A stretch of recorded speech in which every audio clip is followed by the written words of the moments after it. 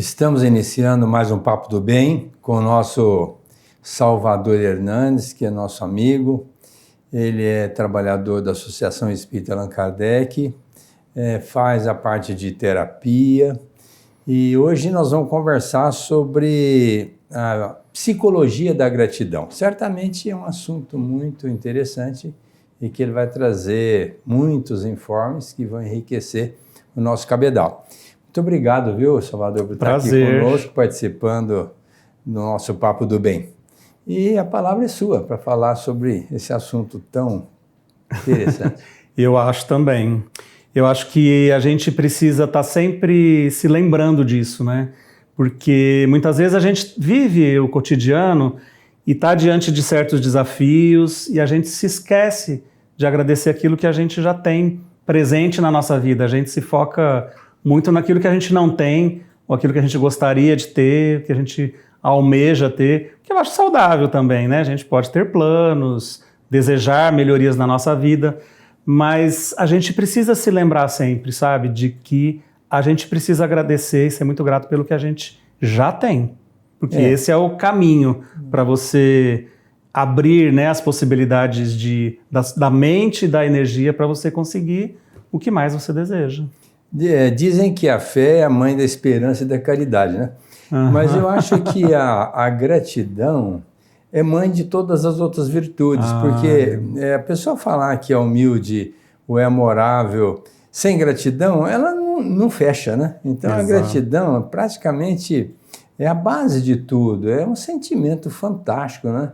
A começar por a gente ter, como você disse, o universo aí na mão, né, e que é nosso, Deus nos permitiu viver esse universo e tantas coisas dentro desse contexto que a gente tem, né, todos os dias, todas as horas, e a gente fica focado em outras coisas que não tem muito significado. Verdade. Né? Você sabe que eu me lembrei de um episódio do Evangelho, né, que foi o episódio dos 10 leprosos, a cura dos 10 leprosos. E eu sempre me lembro, sabe, desse episódio, porque Jesus estava caminhando por uma aldeia e as pessoas, né, já o conheciam muito bem, isso foi já quase no final da etapa dele aqui. Então esse grupo dos leprosos viviam sempre separados, eles viviam fora das cidades, marginalizados, exatamente. Porque a regra era essa, né, do Velho Testamento. E quando eles souberam que Jesus estava passando, eles foram lá e à distância começaram a gritar para que Jesus tivesse misericórdia deles. E Jesus, falando com eles, né, recomendou, olha, que eles se dirigissem para o sacerdote da cidade, porque a regra também era essa, para que eles então se mostrassem para os sacerdotes que eles estariam curados. Para viver. E o sacerdote iria reinseri-los na sociedade, né? E eles foram, os 10 foram. E no meio do caminho, diz o Evangelho, eles foram curados. Quando eles se viram andando ali, eles estavam sem as lesões da hanseníase e da lepra. E aí é tão interessante porque o Evangelho diz que um deles voltou. Os outros foram fazer exatamente a ida até o sacerdote, mas um deles voltou, se prostrou nos pés de Jesus e agradecer. Ele veio agradecer. E Jesus perguntou assim, mas cadê os outros 9? Eles não foram curados também? Por que só um voltou? Isso é uma lição para todos que estavam assistindo ali, para os discípulos, inclusive, né? Será que Jesus estava querendo o reconhecimento dos 10? Não. Claro que não, né? Ele tá querendo ensinar, a lição era outra, né? Outra proposta. E aí, então, ele falou, então vai, né? Vai agora e se mostra para o sacerdote, porque a tua fé te salvou. Então, achei tão interessante, né? Ele dizer que todos foram curados. Os 10 foram curados, mas aquele que veio agradecer tinha sido salvo. Então é uma diferença. Atitude totalmente diferente. E mais, né, o último detalhe que me chama a atenção desse episódio é Jesus dizer assim, então, o que voltou era samaritano, não era judeu. Nossa, então. E mais uma vez mostrando, né, que os samaritanos existia uma cisma, uma divisão muito grande, uma intolerância até na convivência entre judeus e samaritanos. A gente sabe disso na época. E Jesus usou mais uma vez, né, esse exemplo, porque ele já contou a parábola do bom samaritano, né, da mulher samaritana, e agora de novo, né, aquele indivíduo que tinha lepra, que foi curado, mas foi o único que voltou a agradecer, e que Jesus o elogiou, né, pela atitude, era um samaritano. Por isso é que eu disse que a gratidão está na raiz, né? Você vê, a tua fé te salvou. Quer dizer, aquele estado de gratidão, de entendimento, de mudança de comportamento, vamos dizer assim, mental, né? Sim. Ele levou essa criatura a um outro patamar, não é? Perfeito. Por isso é que a reclamação, no meu ponto de vista, é o maior absurdo do mundo. É uma reclamação. Quer dizer, nós sabemos que nós estamos vivendo aqui por misericórdia, né? O Francisco de Assis disse isso: mantenhamos a alegria de viver, mesmo nas intempéries, porque nós vivemos pela misericórdia de Deus. Se você vive por misericórdia, você não tem nem mérito. Tem que exigir nada, né? Não tem que exigir nada. Então a pessoa, quando acontece alguma coisa, reclama e fala, e às vezes até vocifera contra as forças superiores, quando eu deveria estar humildemente, né, agradecendo. Olha, Senhor, esse momento é para eu crescer, progredir, melhorar, refazer a minha trajetória. E é o caso do rapaz com lepra. Ele poderia estar revoltado e sair dali e dizer: agora eu vou quebrar tudo que tiver na frente, que eu estou com toda a força, estou curado. Não, ele... Vou exigir os meus direitos. Vou exigir os meus direitos. Não, peraí, vou agradecer, vou voltar e vou falar com ele. A gratidão é realmente um sentimento maravilhoso. As lições do Evangelho são sempre perfeitas, né? O que essa gratidão age na psicologia para mudar o comportamento personalístico da pessoa? Eu acho que a gente tem, por exemplo, quando a gente recebe uma gentileza, ou até quando a gente faz um negócio, vamos dizer assim, comercial, uma compra, a gente termina e encerra esses episódios agradecendo. A gente fala assim: muito obrigado.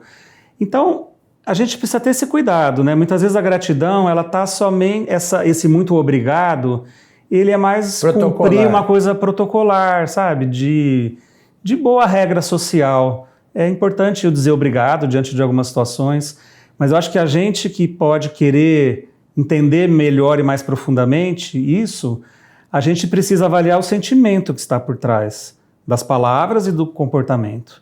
Então, quando a gente consegue de verdade sentir gratidão por episódios assim, ou que seja, pequenas coisas que você consegue ao longo do seu dia, eu penso que isso muda internamente, sabe? E faz com que a gente reconheça o quanto a gente já tem. E a gente, quem sabe, saia dessa posição de reclamões eternos, né, diante da providência divina. Então, eu tenho uma coisa comigo, sabe, Aguinaldo? Toda noite, realmente, quando eu me deito na minha cama, eu faço muitos agradecimentos. Tenho tentado aprender isso. Eu agradeço, assim, realmente o travesseiro, eu realmente agradeço a cama que eu estou me deitando, a casa que está me abrigando, né? Mesmo que eu desejasse, quem sabe, ter uma casa mais confortável, um ambiente mais agradável ali de onde a gente mora, mas eu consigo hoje, sabe, agradecer pequenas coisas, alimento. A prece, você vai continuar falando, a prece já é um louvor, um pedido e no final a gratidão, né? Então a gente, oh meu Deus, me ajuda para que dê tudo certo, coisa e tal. Aí a gente vai humildemente, né? Dizer para Deus: olha, Senhor, me dá uma força. Aí Ele dá, né? A gente pede tanto, né? Pede tanto. Agora chega no final, a gente esquece de louvar e já foi feito o pedido e agradecer, como você falou, à noite. Isso você está fazendo isso já por entendimento, mas isso é uma obrigação da criatura, né? Se ele teve um dia onde ele realizou tantos prodígios, né? Porque a gente faz muitas coisas durante o dia. Agora pensar assim: mas foi eu que fiz. Olha, menos, né? Muito ego, né? Muito ego. Então eu acho que esse é um exercício interessante, sabe? De agradecer até aquilo que a gente é. Não é? Porque muitas vezes a gente também tem uma dificuldade de aceitação de si mesmo. Então, quando as pessoas olham até mesmo para o corpo físico e tem tantas dificuldades, né? Eu queria ter cabelo assim, o olho assim, mais magro, mais gordo, mais alto, mais baixo. Existe uma inaceitação muito grande em relação ao corpo físico.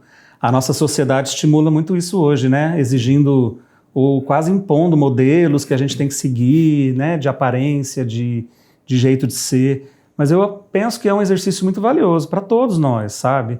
Agradecer essa estrutura física que a gente recebeu de Deus, dos nossos pais. A gente tem que ter uma gratidão imensa pelos nossos pais. Independente do que possa ter acontecido na história, tantos conflitos familiares, né? A gente sabe disso, ninguém é perfeito, a gente tem conflitos nas relações entre pais e filhos, que é um outro tema aí que se pode abordar, né? Que inclusive o Espiritismo traz isso de forma tão clara nas nossas relações anteriores. Mas independente disso, sabe? O fato da gente estar aqui foi um desejo e uma dádiva dos nossos pais. Lógico, a gente está vivo, né? Por conta deles. Hoje eu estava saindo da cirurgia e um colega falando assim, a minha mãe perguntou, e a tua filha, como é que vai? Tá bem. E tá dando trabalho? Aí ele disse assim, bom, eu pensei, minha mãe teve 3 filhos, que no caso sou eu e minhas 2 irmãs. Ele me contando, né? Então, eu falei, não, trabalhinho, né, mãe? Quer dizer, ele não teve coragem de falar que a filha estava dando trabalho, porque a mãe teve 3 filhos, né? E não falou que os filhos deram trabalho. Então, eu estava conversando com ele, eu falei assim, filho dá trabalho? Não, a vida é de trabalho. Desde que você nasce, você trabalha. O dia inteiro você trabalha, você só tem um momento de repouso no final aí à noite. O resto é trabalho. Agora, será que esses filhos preenchem todo esse dia, toda essa gama de trabalho? Não, pelo contrário, é um pedacinho tão pequenininho, mas já se convencionou, né?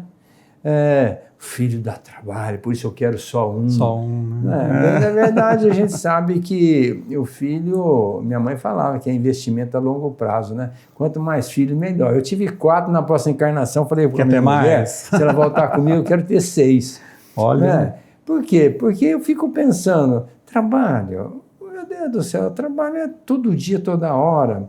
Agora, vamos agradecer. Hoje eu tenho 4 filhos, né? Que gratidão que eu tenho pela minha mulher, que me possibilitou, com ela, ser pai de 4 filhos, deles, a amizade que a gente tem, o trabalho que eles exercem, o significado deles para a gente, né? Então, que bênção ter 4 filhos. Ao mesmo tempo que você está falando dos pais, né? Os nossos avós, né? Os nossos bisavós, né? Tetravós, né? São pessoas que fizeram coisas assim absurdas para a gente estar aqui hoje, porque nós somos tetranetos ou bisnetos dessas criaturas que lutaram para a gente chegar aqui, não é? Agora, nós estamos aqui graças a todo um processo, né, da reencarnação. Como é importante a gente agradecer os benfeitores que nos possibilitaram esse processo reencarnatório, né? Nossa, maravilhoso. E o quanto a gente ainda dá trabalho para eles, né? Porque a gente está aqui, né? Assim, fazendo os pedidos, esquecendo de agradecer. E a gente tem ali, né? Aquele olhar tão carinhoso, a presença deles, que muitas vezes a gente não identifica, não percebe. Nem mas acredita, obviamente, às vezes, né? mas obviamente, né? Eu tenho uma sensação muito presente, assim, da familiar, da minha avó materna, sabe? Ela era uma avó muito carinhosa, muito presente. Há um ano atrás, a minha mãe faleceu. E eu senti muito a presença dela, sabe? Naqueles dias, né, que ela já estava bem ruinzinha, que a gente sabia que ela ia desencarnar. E quando a gente recebeu a notícia mesmo do hospital, eu fui fazer uma prece, né? Porque eu não estava lá, ela, no momento de Covid, inclusive, não estava junto. E, nossa, eu tive, assim, uma nítida imagem, sabe, da minha avó vindo buscar a filha, né, que era o caso da minha mãe. Nossa. Então, eu fico imaginando essas relações, né, dessas pessoas que fazem parte da nossa história, da nossa família, os avós, bisavós ou tios, enfim, né? Os laços de família que permanecem mesmo do lado de lá. O quanto eles fazem, né, no dia a dia pela gente, e a gente nem percebe, né? Exato. E nós não temos aí a noção, né? A noção disso, e às vezes deixamos de fazer, agradecer, né? Reconhecer todo esse trabalho que os amigos, né, espirituais fazem para nós, o carinho que eles têm, a dedicação, que transcende muito os nossos sentimentos, para fazer com que a gente aproveite bem a vida. E de chofre, às vezes, encontra uma pessoa reclamando de mal com a vida, maldizendo, quando eles vão sabendo da nossa história, assim, rapaz, agradeça esse momento, apesar de ser difícil, é para você crescer, progredir, melhorar, né? E não ficar aí lastimando, né? E até falando dessa questão dos avós e pessoas das nossas gerações anteriores, eu acho que a geração atual, ela não tem noção de como era a vida tão diferente naquela época deles, né? Então eu escutava muito relatos disso, sabe? De como era a vida, de como, que horário que eles levantavam, não tinha energia elétrica, não tinha geladeira, não tinha fogão a gás, não tinha chuveiro elétrico. Não tinha luz. Não tinha luz, né? Era na lamparina. Era lamparina, exatamente. Então tinha que plantar o que você tinha que comer, basicamente era isso, era cuidar dos animais, plantar. A vida era assim, né? E hoje a gente reclama, né? Porque tem que levantar para ir no supermercado e ir lá comprar comida que está lá pronta. E às vezes a gente põe a comida na mesa e reclama daquela comida, né? Que está ruim, que não está bem feita. E a gente esquece, às vezes, assim, né? Quantas pessoas estão envolvidas na produção daquele alimento, né? As mãos que plantaram, as mãos que colheram, né? A gente perde a noção dessa cadeia e de que tudo é uma bênção na vida que a gente tem que agradecer, o alimento. Os japoneses, eles na hora do almoço, eles reverenciam tanto esse momento que você já mencionou, não é o momento da comida ali, não, porque eles têm essa noção do quanto se trabalhou para que aquilo chegasse à mesa. Então, na hora, eles não conversam. Colocam uma música, almoçam com serenidade, depois que termina a refeição, saem da mesa, vão a qualquer lugar, numa sala apropriada, agora nós vamos conversar. Veja que legal, o respeito, a gratidão, há uma alimentação, porque nós somos o que nós somos pela alimentação, porque nós teríamos desencarnado todo mundo muito cedo pela fome, né? Então eu fico pensando, você estava falando aí dessa assistência, a gente chega em casa, a comida está pronta. Quem que fez a comida? Uma secretária, ou a própria esposa, né? Ou um outro familiar, né? Quer dizer, parar para agradecer aquela participação da criatura, aquela comida que chegou, gostosa, saborosa, que ela colocou, no sentido de nos agradar. E às vezes a gente chega, vou falar isso... Primeira coisa, né? Olha, chega, senta, pega o celular, fica ali, come... vendo o celular, levanta da mesa e diz assim, até logo. Não fala uma palavra. É muito triste, né? Não fala uma palavra, não conversa. No celular, chega, come. Não se deu conta que aquela comida está à mesa. Não saboreou a comida, provavelmente. Né? E muito menos agradeceu mentalmente. E depois não falou nada, como quem diz, vocês não significa muita coisa para mim, né?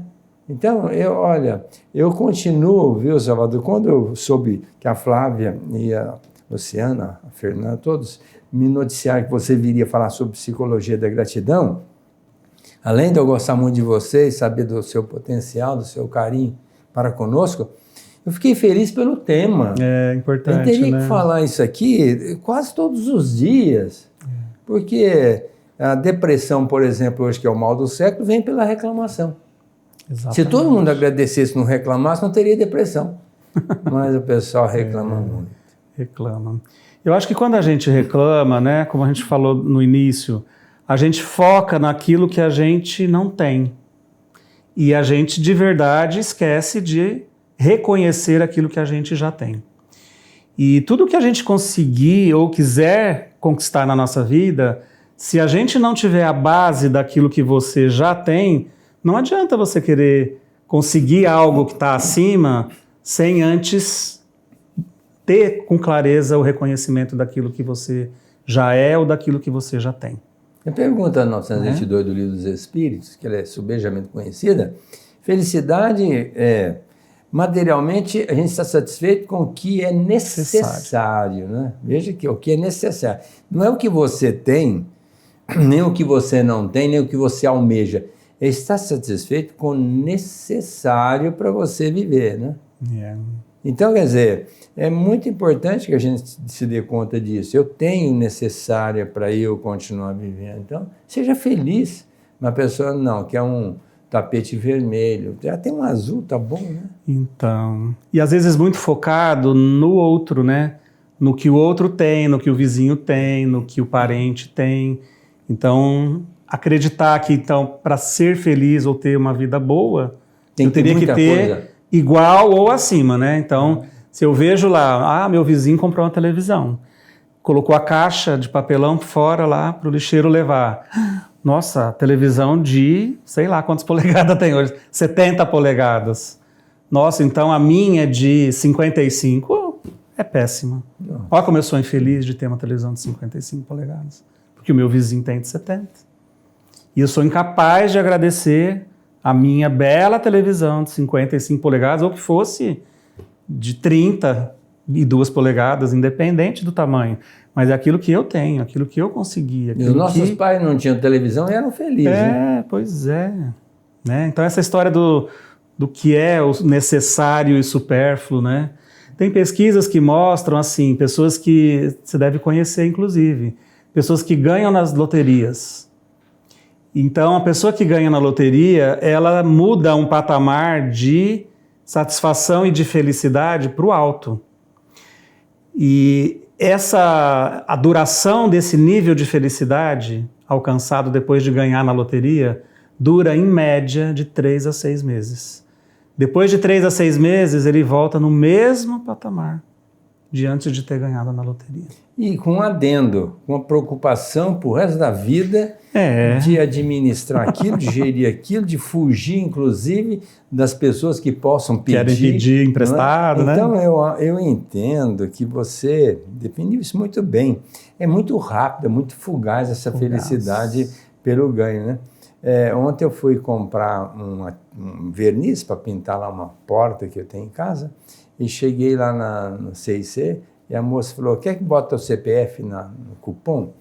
Eu falei, não precisa. Mas para você concorrer o carro, você tem que botar o CPF, mas eu não quero concorrer o carro. É incrível, né? Eu não quero. Sabe por quê? Quando a gente fica concorrendo, primeiro que você fica naquela expectativa que é frustrante, é muito raro você ganhar. Sim. E segundo, se você ganhar também, aquilo não vem como uma aquisição verdadeira do seu trabalho, da sua luta. O André Luiz fala isso, que nós devemos porfiar, lutar, né?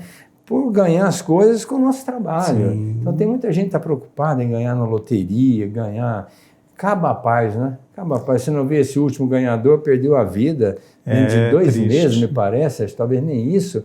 Ele perdeu a vida. Se ele tivesse na vidinha dele ali, feliz da vida com os amigos, com a família, sem a loteria, né? o prêmio, ele estaria vivo até hoje. E é interessante também, só complementando, que algumas pessoas, depois de um tempo, até não muito longo, perdem tudo que ganharam na loteria. Voltam no mesmo patamar, não apenas do estado emocional, mas do estado financeiro também. Não conseguem gerenciar aquilo. E eu penso até que por trás disso exista uma sensação de não merecimento. Então, ok, eu vivi aqui, ganhei na loteria, mas eu não me sinto merecedor, né? Então eu de tudo faço para... Inconscientemente vai fazendo bobagens e perde e volta. Tá vendo como a vida é difícil?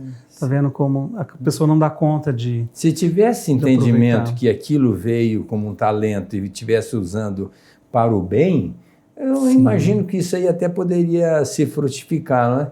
Mas a pessoa dificilmente pensa assim, ela quer curtir e se desfazer daquilo, né, conscientemente. É tão interessante, né, a mente humana, né, o comportamento humano. Mas é isso aí. Ô Salvador, nós temos aí que encerrar o programa, porque nós já estamos com o nosso tempo contado. Passa rápido, né? Passa tão rápido, né?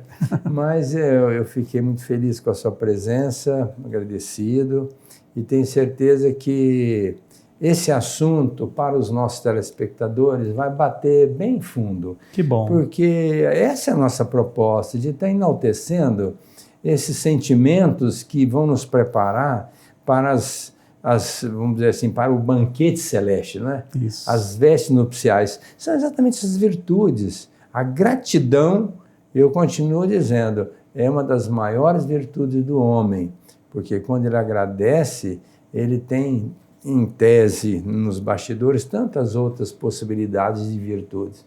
Quando ele reclama e se revolta, ele já gera uma série de outros empecilhos para continuar crescendo, né? Então, gratidão pela sua presença. Eu que agradeço. Deixar de colocar isso com alto e bom som, né? E agradecer vocês também que estão nos ouvindo, nos assistindo. E leve adiante essa mensagem de gratidão para os seus amigos, para as pessoas. Porque se nós entendermos um dia o quanto o Criador é pródigo para conosco, nós estaríamos num estado de gratidão constante. Grande abraço a todos, até a semana que vem com o nosso outro Papo do Bem.